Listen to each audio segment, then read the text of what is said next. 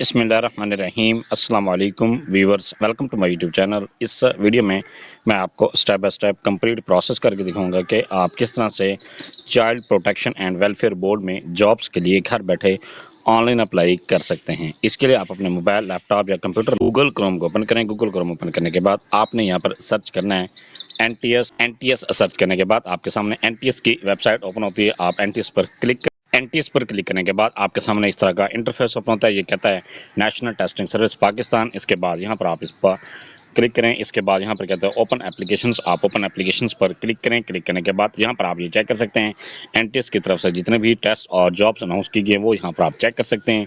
Check करने के बाद नेक्स्ट आप इसके सामने इसको नीचे की तरफ स्क्रॉल करें। स्क्रॉल करने के बाद यहाँ पर आपके सामने ये कहता है चाइल्ड प्रोटेक्शन वेलफेयर ब्यूरो। यहाँ पर आपके सामने ये कहता है child protection welfare bureau vacancy announcement. इसके बाद इसके अप्लाई करने की जो लास्ट डेट है 5 जून 2026 तक आप इसमें अप्लाई कर सकते हैं। अप्लाई करने के लिए व्यू डिटेल के बटन पर क्लिक करें। क्लिक करने के बाद यहाँ पर आपके सामने ये कहता है ऐड। आपने ऐड अगर चेक करना तो फिर आप क्लिक हेयर पर क्लिक करें और इसके बाद यहाँ पर आपके सामने इस तरह का ऐड शो हो जाता है। आप इसको चेक कर सकते हैं। आप यहाँ पर आपके सामने ये चेक कर सकते हैं कि चाइल्ड सुपरवाइजर, नर्स, इसके बाद अकाउंटेंट, इसके बाद केयर टेकर, टीचर और इसके बाद है social protection assistant, junior clerk और इसके बाद है स्टोर कीपर की ये जॉब्स अनाउंस की गई। इनके सामने इनकी क्वालिफिकेशन और एज लिमिट भी लिखी गई। इसके बाद हेल्प असिस्टेंट, वार्डन और assistant ORC, religious teacher, dispenser और चाइल्ड अटेंडेंट की ये जॉब्स अनाउंस की गई। इसके टर्म्स एंड कंडीशन भी यहाँ पर लिखी गई हैं। आप इनको रीड आउट कर सकते हैं। रीड आउट करने के बाद नेक्स्ट है आपने इसमें अप्लाई करना है। अप्लाई करने के लिए यहाँ पर आपके सामने ये कहता है अगर आप उर्दू में ऐड भी डाउनलोड करना चाहते हैं तो ऐड उर्दू में भी कर सकते हैं। इसके बाद अप्लाई करने के लिए फॉर ऑनलाइन एप्लीकेशन फॉर्म आप क्लिक हेयर पर क्लिक करें। क्लिक करने के बाद आपके सामने इस तरह का एप्लीकेशन फॉर्म शो हो जाता है। सबसे पहले यहाँ पर कहता है साइन अप। आपने यहाँ पर अपना अकाउंट क्रिएट करना है। अकाउंट क्रिएट करने के लिए साइन अप में सीएनसी नंबर वाले खाने में अपना शनाख्ती का नंबर लिखें। इसके बाद सीएनसी को दोबारा कंफर्म सीएनसी वाले खाने में दोबारा लिखना है। इसके बाद डिजायर्ड पोस्ट, जिस पोस्ट के लिए भी आप अप्लाई करना चाहते हैं वो आपके सामने यहाँ पर शो हो रही हैं। इसमें यहाँ पर आपने अपनी पोस्ट को सिलेक्ट कर देना है। सिलेक्ट करने के बाद नेक्स्ट यहाँ पर कहते हैं पासवर्ड। आप पासवर्ड पर क्लिक करें। इसके बाद यहाँ पर आपने अपने स्ट्रॉन्ग से पासवर्ड क्रिएट करना है। उसी पासवर्ड को कंफर्म पासवर्ड पर लिख दें। इसके बाद साइन अप पर क्लिक करें। साइन अप पर क्लिक करने पर आपका जो अकाउंट है वो क्रिएट हो जाता है। फिर इसके बाद यहाँ पर आपने लॉगिन करना है। लॉगिन करने के लिए यहाँ पर कहता है डिजायर्ड पोस्ट, जिस पोस्ट के लिए भी आपने अप्लाई करना चाहते हैं वो यहाँ पर आपने सिलेक्ट करना है। सिलेक्ट करने के बाद यहाँ पर इसके बाद सीएनसी दोबारा लिखें। यहाँ पर इसके बाद कहता है पासवर्ड, यहाँ पर पासवर्ड लिखें और इसके बाद लॉगिन के बटन पर लॉगिन पर क्लिक करने के बाद आपके सामने इस तरह का इंटरफेस ओपन होता है। यहाँ पर इंस्ट्रक्शंस दी गई हैं। आप इनको रीड आउट करें। रीड आउट करने के बाद नेक्स्ट यहाँ पर कहता है आई और इसके बाद कंटिन्यू के बटन पर क्लिक कर लॉगिन पर क्लिक करने के बाद आपके सामने इस तरह का इंटरफेस ओपन होता है। ये आपके सामने एप्लीकेशन फॉर्म शो हो रहा है। ये कहता है टेस्ट इन्फॉर्मेशन, इसके बाद डिपॉजिट आईडी यहाँ पर आप चेक कर सकते हैं। इसके बाद है ये कहता है टेस्ट, आपने अपना टेस्ट सिटी सिलेक्ट करना, जो भी आपके करीब 3 टेस्ट सिटी है वो यहाँ पर आपने सिलेक्ट कर देना है। इसके बाद यहाँ पर कहता है पर्सनल इन्फॉर्मेशन में नेम वाले खाने में आप अपना मुकम्मल नाम लिखें जो आपकी शनाख्ती कार्ड पर लिखा गया है। इसके बाद फादर नेम वाले खाने में आप अपने वालिद का नाम लिखें। इसके बाद सीएनसी वाले खाने में यहाँ पर आप अपना शनाख्ती का नंबर चेक कर लें। इसके बाद यहाँ पर कहता है जेंडर, आपने अपनी जेंडर सेलेक्ट करनी है। ये सिलेक्ट करने के बाद जेंडर सेलेक्ट करने के बाद नेक्स्ट यहाँ पर कहता है रिलीजन, आपने अपना रिलीजन सेलेक्ट करना है। जो भी आपका रिलीजन है वो यहाँ पर आपने इस तरह सेलेक्ट कर देना है। इसके बाद डेट ऑफ बर्थ, यहाँ पर आपने अपनी डेट ऑफ बर्थ को सिलेक्ट करना है। सबसे पहले ईयर सेलेक्ट करें कि किस साल में आप पैदा हुए हैं।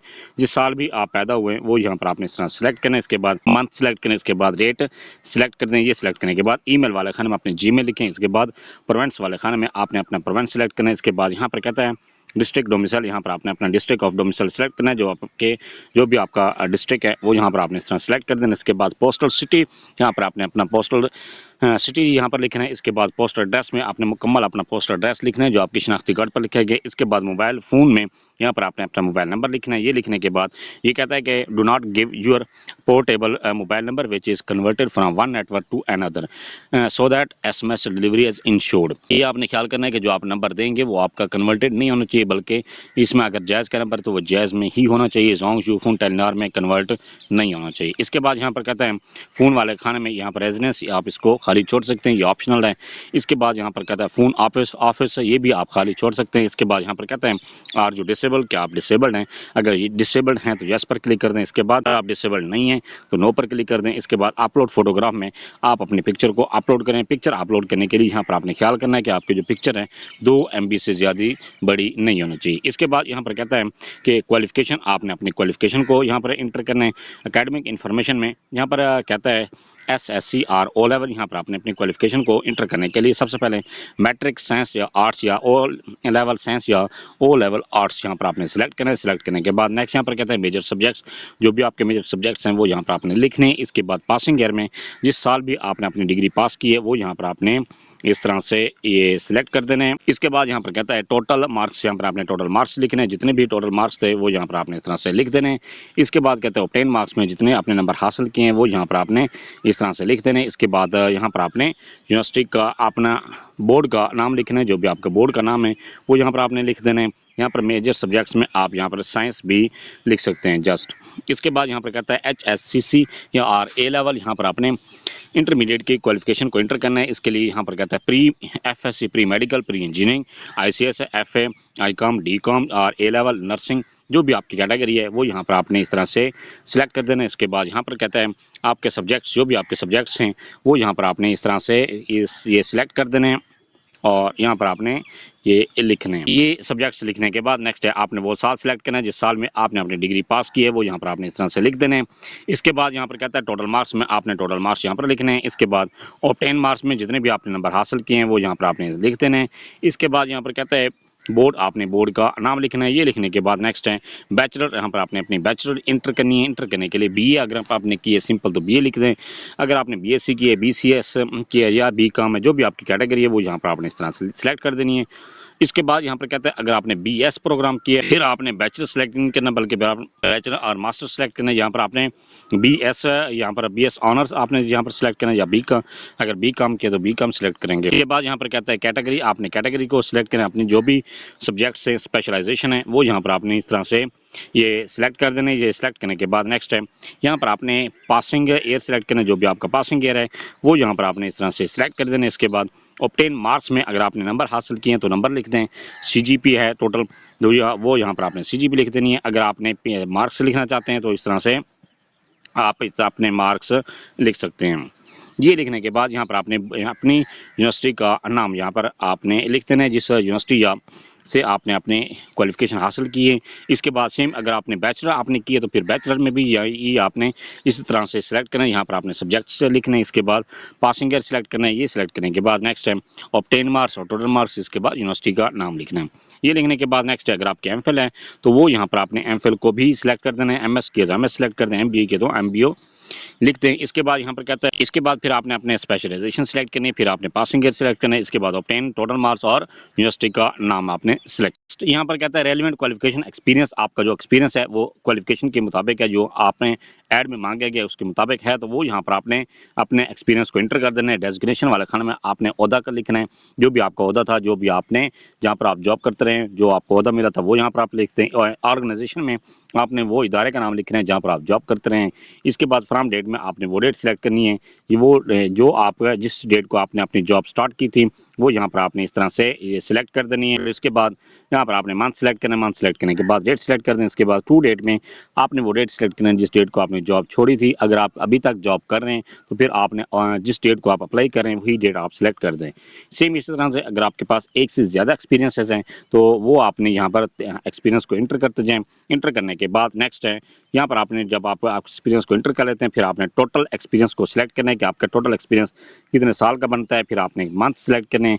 ये सिलेक्ट करने के बाद नेक्स्ट यहाँ पर कहता है कि सिलेक्ट योर प्रोफेशनल एजुकेशन, कि आप करें अगर आप टीचर के लिए अप्लाई करना चाह रहे हैं, टीचर की पोस्ट के लिए, फिर आपने प्रोफेशनल क्वालिफिकेशन को सिलेक्ट करना है। ये आपने प्रोफेशनल क्वालिफिकेशन में B.Ed, M.Ed और बोथ B.Ed या आपने M.Ed दोनों की हुई हैं तो वो यहाँ पर बोथ पर सिलेक्ट कर दें। जस्ट आपने B.Ed किए तो B.Ed सिलेक्ट कर दें, अगर आपने M.Ed किया तो M.Ed सिलेक्ट कर दें। नर्सिंग, अगर आपने नर्सिंग की है तो ये कहता है do you have 1 year diploma in midwifery registered with Pakistan nursing council. आपने मिडवाइफ का डिप्लोमा अगर किया है तो वो आपने पाकिस्तान काउंसिल PNC से रजिस्टर्ड करवाया हुआ है। अगर करवाया है तो वो यहाँ पर यस पर क्लिक कर दें, अगर नहीं कराया तो नो पर क्लिक कर दें। इसके बाद यहाँ पर कहता है do you have diploma in dispenser from Punjab medical and midwifery faculty. अगर आप डिस्पेंसर की पोस्ट के लिए अप्लाई करना चाहते हैं तो फिर आपके पास डिस्पेंसर का डिप्लोमा मौजूद है। अगर मौजूद है तो वो यहाँ पर आपने यस पर क्लिक कर देना है। इसके बाद अगर आपका डिप्लोमा नहीं है तो नो पर क्लिक करेंगे। इसके बाद यहाँ पर कहता है डू यू हैव हाफिज़ कुरान सर्टिफिकेट। अगर आप रिलीजियस टीचर के लिए अप्लाई करना चाह रहे हैं और आपके पास हाफिज़ कुरान का सर्टिफिकेट है तो वो यहाँ पर आपने यस पर क्लिक कर देना है। अगर आपके पास हाफिज़ कुरान का सर्टिफिकेट नहीं है तो नो पर क्लिक कर दें।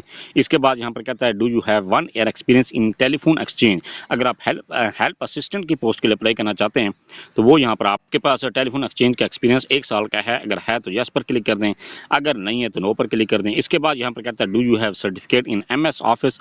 अगर आप जूनियर क्लर्क की पोस्ट के लिए अप्लाई करना चाहते हैं फिर आपके पास MS ऑफिस का सर्टिफिकेट अगर होना लाजमी है। अगर आपके पास है तो यस पर क्लिक कर दें, अगर नहीं है तो नो पर क्लिक कर दें। इसके बाद यहाँ पर कहता है are you government servant having 2 years of continuous service and applied through proper channel. अगर आप ऑलरेडी गवर्नमेंट के मुलाजिम हैं और आपके सर्विस को 2 साल हो चुके हैं मुसलसल और आप NOC लेकर भी अप्लाई कर रहे हैं तो फिर आपने यहाँ पर यस पर क्लिक कर देना। अगर आपने NOC नहीं लिया तो नो पर क्लिक कर दें। इसके बाद यहाँ पर कहता है are you released retired officer और personnel of the arm forces of Pakistan. Maximum age limit में बी रिलैक्स बाय 15 ईयर्स। अगर आप पाकिस्तान आर्मी से रिटायर्ड हैं तो फिर आपने यहाँ पर यस पर क्लिक कर देना है और इससे आपको 15 साल की एज रिलैक्सेशन मिल जाएगी। अगर आप आर्मी से रिटायर्ड नहीं है तो नो पर क्लिक कर दें। इसके बाद यहाँ पर कहता है if yes enter numbers of the years actually serve in the arm forces of Pakistan. अगर आप आर्मी से रिटायर्ड हैं और यस पर क्लिक करते हैं तो फिर आपने वो ईयर सेलेक्ट करने के कितने साल आपने आर्मी में जॉब किए। इसके बाद यहाँ पर कहता है do you have MS office knowledge. क्या आपके पास MS ऑफिस का नॉलेज है। अगर आपके पास है तो यस पर क्लिक कर दें, अगर नहीं है तो नो पर क्लिक कर दें। इसके बाद यहाँ पर कहता है आप अपने क्वालिफिकेशन को आपने जो भी डाटा एंटर किए अपने एप्लीकेशन फॉर्म को सारा चेक कर लें। चेक करने के बाद नेक्स्ट टाइम यहाँ पर आपके सामने ऑप्शन दे रहा है सबमिट, तो आप सबमिट के बटन पर सबमिट एप्लीकेशन पर क्लिक करने के बाद यहाँ पर आप ये चेक कर सकते हैं आपकी एप्लीकेशन सबमिट हो चुकी है। इसके बाद अपना चालान को चेक करने के लिए यहाँ पर आपके सामने ऑप्शन दे रहे हैं व्यू एप्लीकेशन फॉर्म। आप व्यू एप्लीकेशन फॉर्म पर क्लिक करने के बाद आपके सामने एप्लीकेशन फॉर्म शो होता है। इसके बाद यहाँ पर आपने एप्लीकेशन फॉर्म में आपको लास्ट पे चेक कर सकते हैं, अपना चालान को चेक कर सकते हैं। चालान कर आप इनवाइस नंबर भी दिया गया, आप इनवाइस नंबर पर को चेक करें। चेक करने के बाद आपने उसको वन बिल लिंक के थ्रू पे कर सकते हैं, जायज़ कैश इजी पैसा के थ्रू भी पे। आपने अपने चालान को जायज़ कैश इजी पैसा के थ्रू किस तरह से पे करना है उसके लिए एक 2 मिनट की वीडियो है, वो मैंने बनाकर इसी चैनल पर अपलोड कर दिया है। उसका लिंक मैंने डिस्क्रिप्शन में दिया हुआ है, आप वो वीडियो देखकर अपने चालान को आसानी के साथ पे कर सकते हैं। इसके बाद जब आपका चालान पे हो जाता है फिर आपने अपने डॉक्यूमेंट्स को इसी ये अपने एप्लीकेशन फॉर्म को प्रिंट लेना है। प्रिंट लेने के बाद इसके बाद साथ आपने डॉक्यूमेंट्स अटैच करने हैं और ये आपने ख्याल करना है कि आपके जो डॉक्यूमेंट्स हैं वो अटेस्टेड होने चाहिए। इसके बाद ये आपके सामने एड्रेस दिया गया है send application form to NTS Lahore office central area CCA plaza 201 block FF phase 4 DHA Lahore. ये आपने एप्लीकेशन फॉर्म को इस एड्रेस पर भेज। ये था सारा प्रोसेस कि आप किस तरह से प्रोटेक्शन ब्यूरो में जॉब्स के लिए घर बैठे ऑनलाइन अप्लाई कर सकते हैं। फिर भी आपको किसी बात का समझ नहीं है आप कमेंट सेक्शन में अपने क्वेरी लिखें, अपना क्वेश्चन लिखें, आपको तसल्ली बख्श जवाब दिया जाएगा। Thanks for watching. अगर वीडियो अच्छी लगी है चैनल को सब्सक्राइब कर दें, लाइक एंड शेयर कर दें।